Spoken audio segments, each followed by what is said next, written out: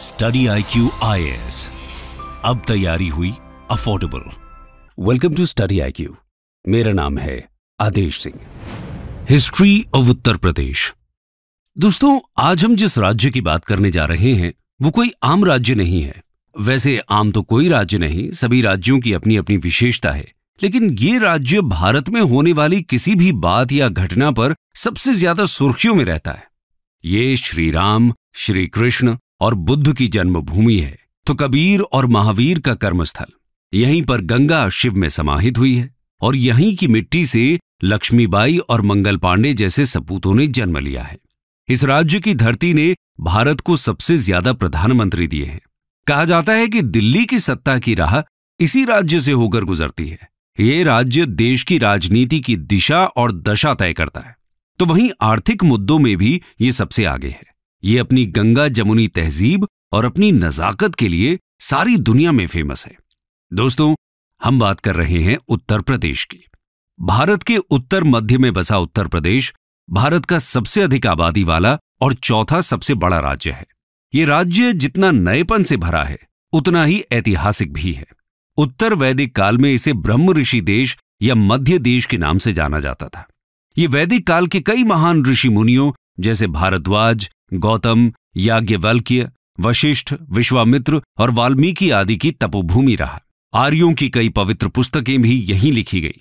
भारत के दो महान महाकाव्यों रामायण और महाभारत की कथा भी इसी क्षेत्र पर आधारित है।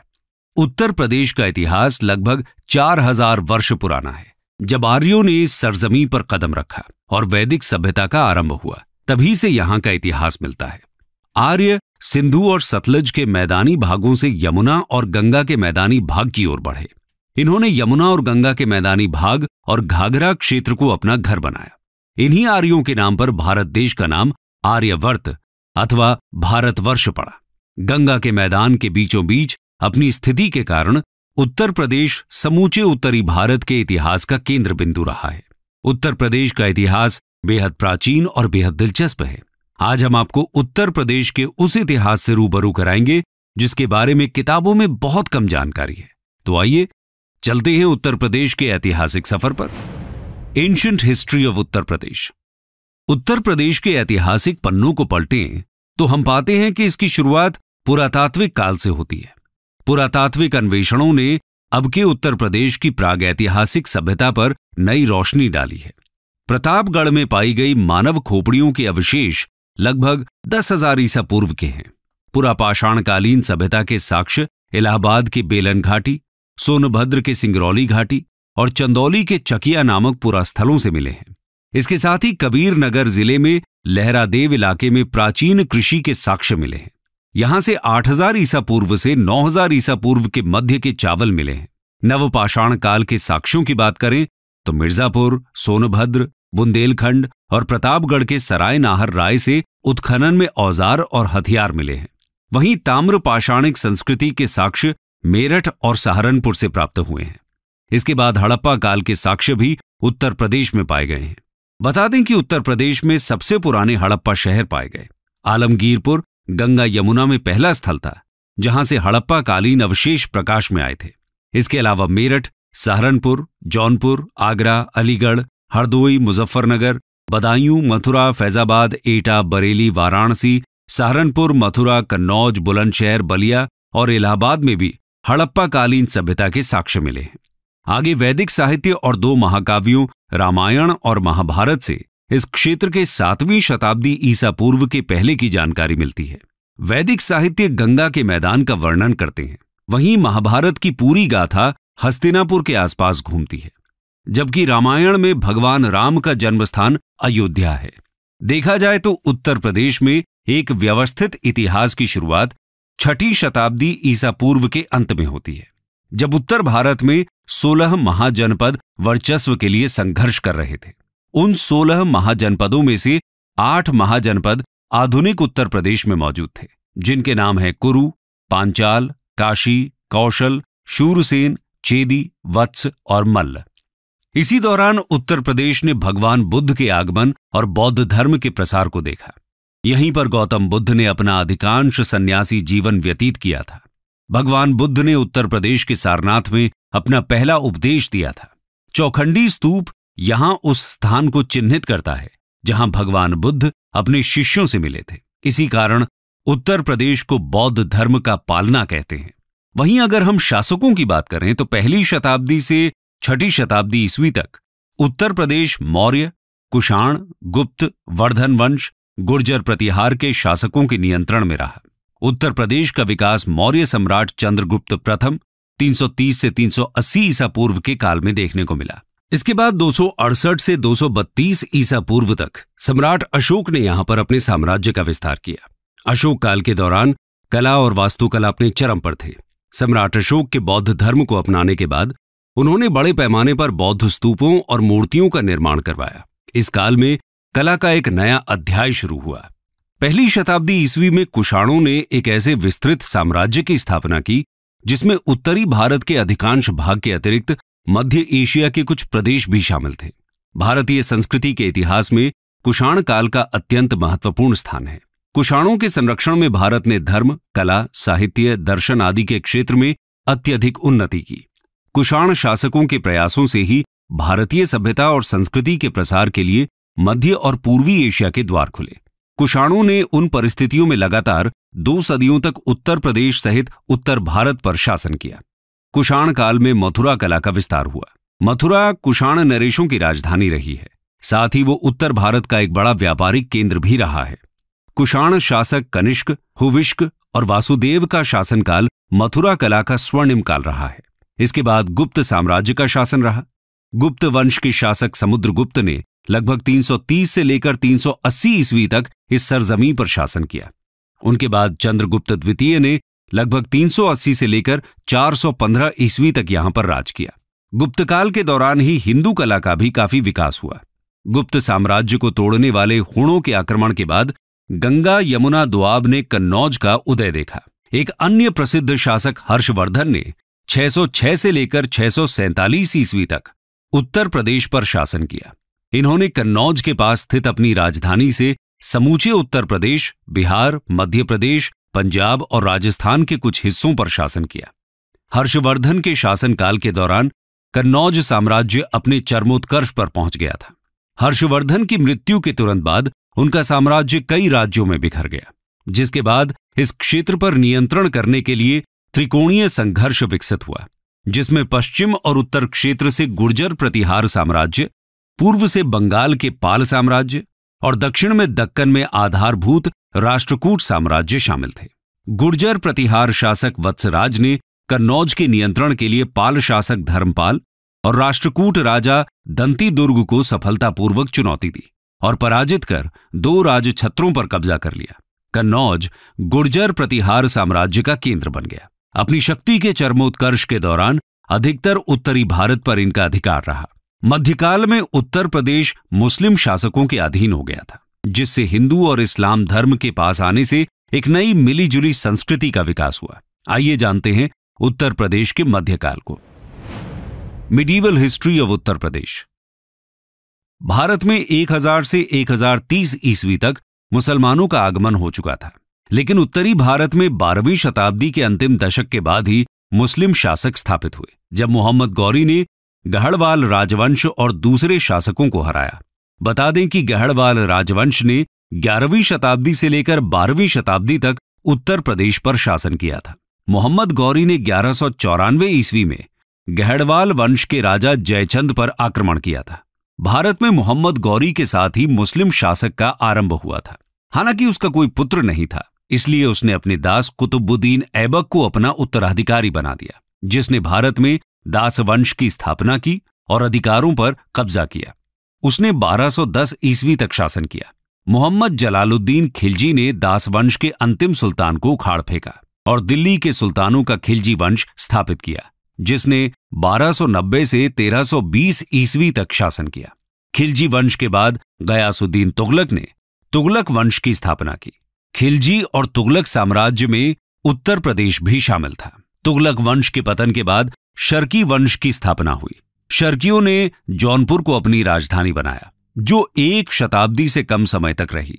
इस वंश को 1479 ईस्वी में सुल्तान बहलोल लोदी ने पराजित किया। 1414 से 1526 ईस्वी तक दिल्ली की बागडोर सैयद और लोदी राजाओं के हाथों में रही। सिकंदर लोदी के शासनकाल के दौरान 1504 ईस्वी में आगरा को उपराजधानी का दर्जा दिया गया। सिकंदर लोदी के बाद इब्राहिम लोदी आगरा की गद्दी पर बैठा। लगभग 600 सालों तक अधिकांश भारत की तरह उत्तर प्रदेश पर भी किसी न किसी मुस्लिम वंश का शासन रहा, जिनका केंद्र दिल्ली या उसके आसपास था। तैमूर और चंगेज खान के वंशज बाबर ने 1526 ईस्वी में दिल्ली के सुल्तान इब्राहिम लोदी को हराया और सर्वाधिक सफल मुस्लिम वंश मुगल वंश की नींव रखी। इस साम्राज्य ने 200 सालों से भी अधिक समय तक उपमहाद्वीप पर शासन किया, जो अफगानिस्तान से बांग्लादेश तक फैला हुआ था, जिसकी शक्ति उत्तर प्रदेश में केंद्रीकृत थी। चौसा के युद्ध में मुगल राजा हुमायूं को सूरी वंश के राजा शेर शाह सूरी ने हराया और उत्तर प्रदेश पर सूरी वंश का राज शुरू हो गया। शेर शाह सूरी और इस्लाम शाह सूरी ने अपनी राजधानी के रूप में ग्वालियर से शासन किया। इस्लाम शाह सूरी की मृत्यु ने हेमू के लिए दिल्ली पर शासन करने का रास्ता खोल दिया। पानीपत की दूसरी लड़ाई में मुगल वंश के सबसे प्रमुख राजा अकबर ने हेमू से सत्ता छीन ली और एक बार फिर दिल्ली पर मुगलों का शासन शुरू हुआ। इस साम्राज्य का महानतम काल अकबर से लेकर औरंगजेब और आलमगीर का काल था। इनमें सबसे प्रमुख शासक अकबर था, जिसका शासनकाल 1556 से 1605 ईस्वी तक था, जिन्होंने आगरा के पास नई शाही राजधानी फतेहपुर सीकरी का निर्माण किया। उनके पोते शाहजहां, जिनका शासनकाल 1628 से 1658 ईस्वी तक था, उन्होंने आगरा में अपनी बेगम की याद में ताजमहल बनवाया, जो अपने आर्किटेक्चरल डिजाइन के लिए विश्व भर में प्रसिद्ध है। शाहजहां ने आगरा और दिल्ली में भी आर्किटेक्चर की दृष्टि से कई इमारतें बनवाई थी।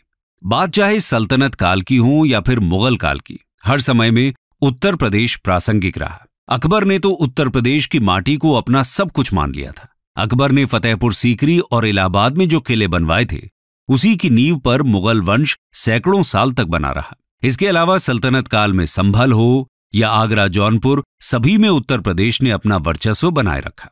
एकता व्यवस्था का प्रशासन रहा हो या फिर सल्तनत काल की आर्थिक शक्ति, सभी जगह उत्तर प्रदेश की चर्चा मिल जाती है।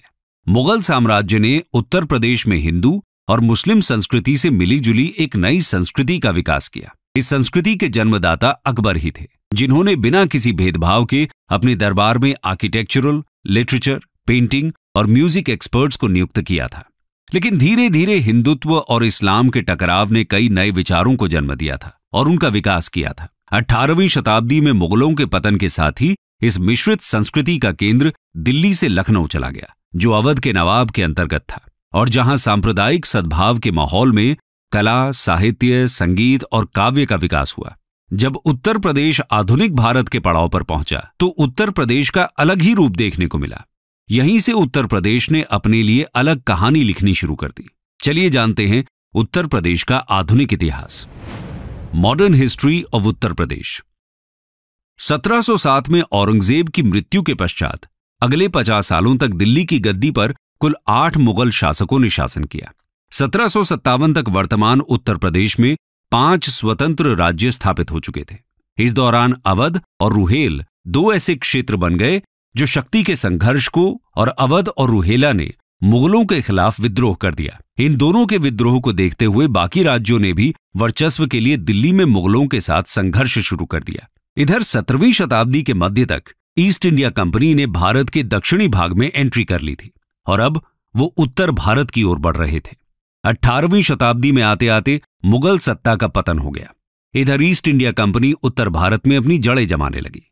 उसने शुरुआत में विभिन्न साम्राज्यों से शक्तियां छीनकर उन्हें बंगाल प्रेसिडेंसी के तहत एकजुट कर दिया। इसमें नवाबों के प्रांत अवध, ग्वालियर के सिंधिया और नेपाल के गोरखा शामिल थे। 1834 में ईस्ट इंडिया कंपनी ने उत्तर पश्चिमी प्रांतों को बंगाल प्रेसिडेंसी से अलग कर दिया और एक नई प्रेसिडेंसी का निर्माण किया, जिसे आगरा प्रेसिडेंसी कहा गया। सन 1857 की क्रांति की शुरुआत भी उत्तर प्रदेश के मेरठ शहर से ही हुई थी। ये क्रांति लगभग 1 साल तक चली और धीरे धीरे पूरे उत्तर भारत में फैल गई। इस क्रांति को भारत का पहला स्वतंत्रता संग्राम नाम दिया गया। इस संग्राम में झांसी की रानी लक्ष्मीबाई, अवध की बेगम हजरत महल, बख्त खान, नाना साहेब, तात्या टोपे आदि अनेक देशभक्तों ने भाग लिया। 1858 ईस्वी में विद्रोह के दमन के बाद ईस्ट इंडिया कंपनी को भारत का शासन ब्रिटिश ताज को सौंपना पड़ा। 1880 ईस्वी के बाद भारतीय राष्ट्रवाद के उदय के साथ उत्तर प्रदेश का प्रांत स्वतंत्रता आंदोलन में भी सबसे आगे रहा। इस प्रदेश ने भारत को मोतीलाल नेहरू, मदन मोहन मालवीय, जवाहरलाल नेहरू और पुरुषोत्तम दास टंडन जैसे महत्वपूर्ण राष्ट्रवादी राजनैतिक नेता दिए। सन 1902 में नॉर्थ वेस्ट प्रोविंस का नाम बदलकर United province of Agra and Awadh कर दिया गया। आम बोलचाल में इसे यूपी कहा जाने लगा। सन 1920 में प्रदेश की राजधानी को इलाहाबाद के स्थान पर लखनऊ बना दिया गया और प्रदेश का उच्च न्यायालय इलाहाबाद में ही बना रहा और लखनऊ में उच्च न्यायालय की एक हाईकोर्ट बेंच स्थापित की गई। इसी दौरान भारत में ब्रिटिश साम्राज्य की नींव हिलाने के लिए महात्मा गांधी ने असहयोग आंदोलन शुरू किया, जो धीरे धीरे पूरे संयुक्त प्रांत में फैल गया। लेकिन चौरी चौरा गांव में हुई हिंसा के कारण महात्मा गांधी को असहयोग आंदोलन रोकना पड़ा। इसके साथ ही संयुक्त प्रांत मुस्लिम लीग की राजनीति का भी केंद्र रहा। ब्रिटिश काल के दौरान इन्हीं प्रांतों में सबसे अधिक रेलवे, नहर और संचार के साधनों का व्यापक विकास हुआ। अंग्रेजों ने यहां आधुनिक शिक्षा और वेस्टर्न कल्चर को भी बढ़ावा दिया। इसी के तहत यहां पर 1921 में लखनऊ विश्वविद्यालय की स्थापना हुई। बाद में 1935 में इसका संक्षिप्त नाम यूनाइटेड प्रोविंसेस प्रचलित हो गया। 1947 में भारत को अंग्रेजों से आजादी मिली और यूनाइटेड प्रोविंसेस एक नए लोकतांत्रिक भारत का महत्वपूर्ण एडमिनिस्ट्रेटिव यूनिट बन गया। 2 साल बाद इसकी सीमा के पास स्थित टिहरी गढ़वाल और रामपुर स्वतंत्र राज्यों को यूनाइटेड प्रोविंसेस में शामिल कर लिया गया। 24 जनवरी 1950 को गवर्नमेंट ऑफ इंडिया एक्ट 1935 के तहत यूनाइटेड प्रोविंसेस का नाम बदलकर उत्तर प्रदेश कर दिया गया था। लेकिन सन 2000 में उत्तर प्रदेश का विभाजन कर एक नए राज्य उत्तराखंड की स्थापना की गई। दरअसल उत्तर प्रदेश के गठन के तुरंत बाद राज्य के हिमालयी क्षेत्रों में अशांति विकसित हो गई थी। इस क्षेत्र के लोगों को लगा कि इतनी ज्यादा जनसंख्या और इतने बड़े एरिया के कारण लखनऊ में बैठी सरकार उन पर ध्यान नहीं देगी और उनकी देखरेख नहीं कर सकेगी। व्यापक बेरोजगारी, गरीबी और अपर्याप्त बुनियादी ढांचे ने उनके असंतोष में योगदान दिया। 1990 के दशक में एक अलग राज्य की उनकी मांग में तेजी आई। 2 अक्टूबर 1994 को मुजफ्फरनगर में एक हिंसक घटना से आंदोलन बढ़ गया, जब पुलिस ने राज्य समर्थक प्रदर्शनकारियों पर गोलीबारी की, जहां बहुत से लोग मारे गए। अंत में नवंबर 2000 में उत्तरांचल को उत्तर प्रदेश के उत्तर पश्चिमी हिस्से से अलग कर एक नए राज्य का गठन किया गया। 2007 में इसका नाम बदलकर उत्तराखंड रख दिया गया। कंक्लूजन। तो दोस्तों, ये थी उत्तर प्रदेश की गौरव गाथा। ये मुगलों के परचम, पतन और अंग्रेजों के आगमन का गवाह बना। यहां की मिट्टी ने अंग्रेजों की गुलामी देखी है, तो इसी मिट्टी से क्रांति की चिंगारी भी उठी है। उत्तर प्रदेश की धरती हमेशा से सोना उगलने वाली रही। तभी तो अंग्रेजों ने बंगाल हाथ में आने के बाद भी उत्तर प्रदेश पर कब्जा करने के लिए अपना सब कुछ झोंक दिया। स्वतंत्रता के बाद से राज्य ने भारत के भीतर एक प्रमुख भूमिका बनाए रखी है। इस राज्य ने देश को कई प्रधानमंत्री दिए हैं, जिनमें जवाहरलाल नेहरू से लेकर लाल बहादुर शास्त्री, आयन लेडी इंदिरा गांधी, चौधरी चरण सिंह, राजीव गांधी, वीपी सिंह, चंद्रशेखर और अटल बिहारी वाजपेयी तक शामिल हैं। उत्तर प्रदेश के इतिहास से अगर कुछ अनकहे किस्से आपको भी मालूम है तो कमेंट सेक्शन में हमारे साथ जरूर शेयर करें। दोस्तों, अंत में यूपीएससी मेंस के रेलेवेंस को देखते हुए हम आपके लिए क्वेश्चन छोड़े जा रहे हैं, जिसे आप इस वीडियो के कमेंट सेक्शन में आंसर कर सकते हैं। स्टडी IQ IAS, अब तैयारी हुई अफोर्डेबल।